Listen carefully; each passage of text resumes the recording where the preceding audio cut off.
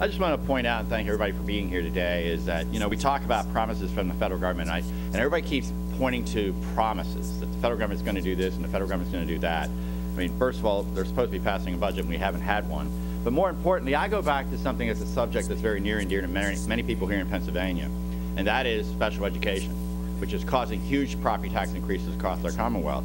And the federal government, when they created that whole program, they promised public education, every school district in our nation, that they would fund 40% of special education costs. Here in Pennsylvania, it's about 8%. They have not, in all these years, ever lived up to their commitments. When the federal government starts living up to its commitments, then maybe the rest of the states and all of us will start believing it. I've introduced House Bill 269 to prevent this from happening in Pennsylvania under this act that currently is moving forward in some states. But the current cost here in Pennsylvania is expected to rise by about $400 million in the upcoming fiscal budget the governor will unveil tomorrow. Well, it's an important program, most definitely. We all want to see those who have great needs be taken care of. But at some point, as you've heard today, this program is truly outpacing the ability of Pennsylvania taxpayers to pay for it. 1 in every 4, as you heard, Pennsylvanian under this program that's being proposed to expand would be enrolled under free health care paid in this state. And the published reports of the federal government have put that they're going to foot 100%. It goes back to promises. Promises made, promises not kept by the federal government. This will, in the end, cost us as Pennsylvania taxpayers well over $1 billion a year, starting out with the first year at $221 million increase.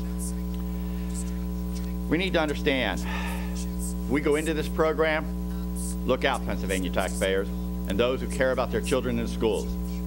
We'll see cuts in education, public safety program, as we continue to see our taxes rise in Pennsylvania. For what?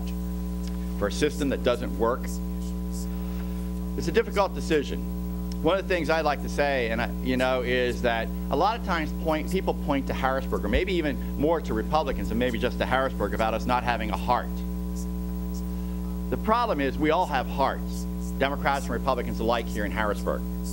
Problem is the hearts are blocked by the fat regulations and rules that the federal government puts on Pennsylvania government and all governments and states in responding to it.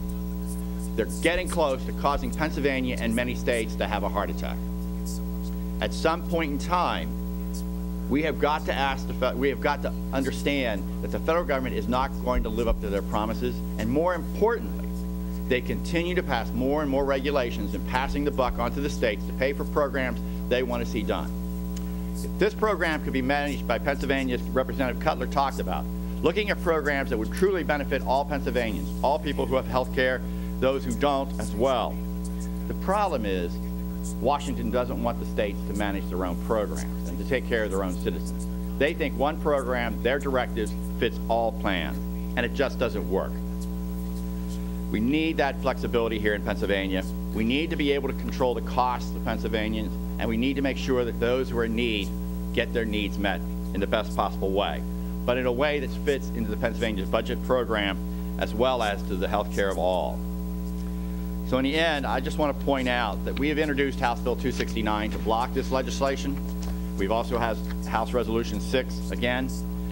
I ask that as the governor moves forward in his budget proposal, and as we continue to negotiate a budget between now and June 30th, that all Pennsylvanians take a very close look at the federal mandates and the promises made in the past and the promises not kept. It is too costly and too much of a sacrifice to our children of this Commonwealth to put them at risk for a program that is not managed by people here in Pennsylvania for the best interests of Pennsylvanians. Thank you.